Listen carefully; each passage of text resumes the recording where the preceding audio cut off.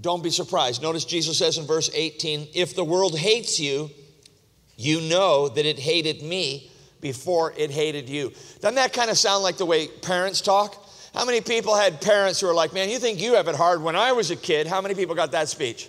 Right?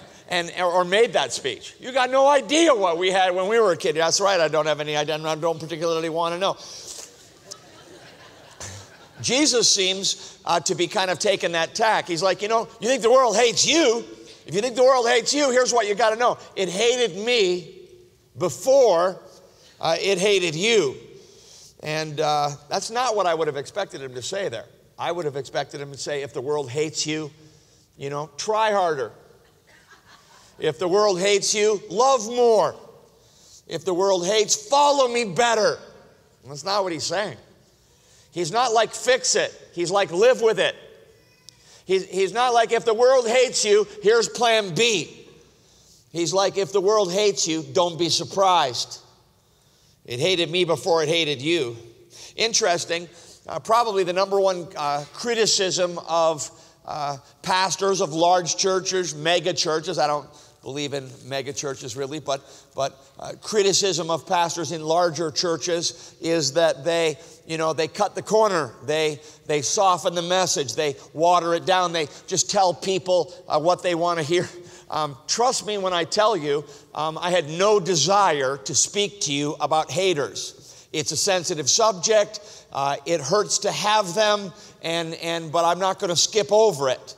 And one of the dangers of topical preaching is you tend to sort of preach on the things that people want to hear about instead of here at Harvest, we have worked really hard for 25 years not to cut the corners, not to soften the message, not to water it down, not to make it easier for anybody. And Jesus Christ here is laying out for us. You say, well, I don't know if I want to hear a message about that. Well, Jesus wants you to hear a message about that, and that's why it's here.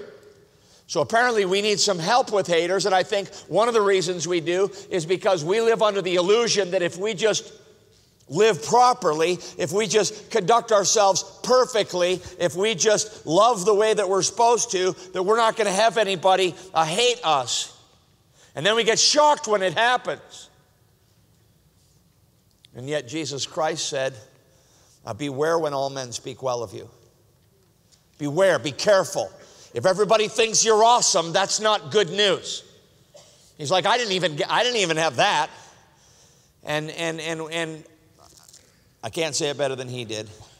If the world hates you, you know that it hated me before it hated you. 8 times in the passage he uses this term hate. Here's a definition. Extreme feelings of hostility, intense ill will, desire to seek another person's harm. Hate is not dislike, like, well, you know, we don't have good chemistry. It's not that.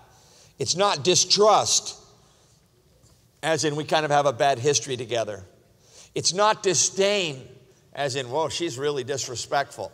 That's not hatred. Hatred is a lot more than that. Extreme feelings of hostility, intense ill will. You're hated when someone else desires to do you harm. Now, anger or hurt or envy, they might be the fuel on the fire, but hatred is the fire. Got it? So, anger or hurt or envy, they might be the fuel on the fire, but hatred is the fire. It's what devours everything in its path. And the first help with hatred this morning is don't be surprised by it. Like a burger comes with Coke and fries, like a sunburn comes with a day at the beach, hatred comes with following Jesus. If you're going to be faithful, if you're going to be fervent, if you're going to live with the flag at the top of the pole, there's going to be blowback. That's not going to be great with everybody. And if it's great with everybody, you haven't got this right yet.